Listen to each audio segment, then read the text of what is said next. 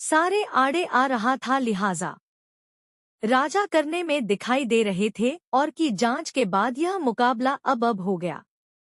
दो वाली बेगम बाजार अभी बिहार का भविष्य से दायरे से बाहर निकलना शुरू हो चुका है। वोटों की गिनती शुरू हो चुकी है। बिहार में पोस्टल बैलेट की गिनती शुरू होगी और बाद जो वक्त जा रहा है वह वक्त जा रहा है। सबसे पहले पोस्टल बैलेट की गिनती का नतीजा आपके सामने आएगा रुझान के तौर पर, और उसके बाद ईवीएम की काउंटिंग शुरू होगी। आधे घंटे के बाद ईवीएम की काउंटिंग शुरू होगी और बिहार को अपनी सरकार मिलेगी, बिहार को अपना भविष्य मिलेगा। प्यार दे, जिस दाम पर, जिस वादे पर, जिस दावे पर वोट किया है उस पर मुहर लगेगी कि आखिर बिहार की जनता ने पड़ी वतन को चुना है या उन्होंने एक बार फिर सुशासन को मौका दिया है। सुशासन हम देखेंगे। बिहार में सुशासन के दावे तेजस्वी यादव की तरफ से भी है। उन्होंने कहा है कि अपराध को लेकर के अगर उनकी सरकार आती है तो जीरो टॉलरेंस की नीति अपनाएंगे। जंगलराज के आरोप से बिहार में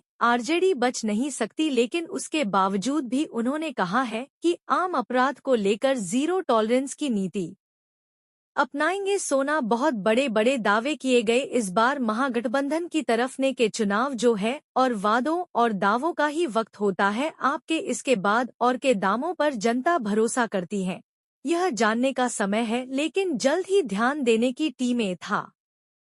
पहली ब्रेकिंग आने वाली है। यह पहली है जो बड़ा आंकड़ा 217 सीटों पर की मेरे ऊपर में जो आप एक टेबल देख है में आएगा और ही नहीं, और दाएं हाथ में जेडीयू और बीजेपी कहां से आएगा नीचे। अगर आप टीवी स्क्रीन पर नजर डालेंगे तो यहां पर हम आपको बताएंगे कि कौन आगे चल रहे हैं, कौन पीछे चल रहे। तमाम भी जो नेता हैं की किस्मत दांव पर लगी हुई है।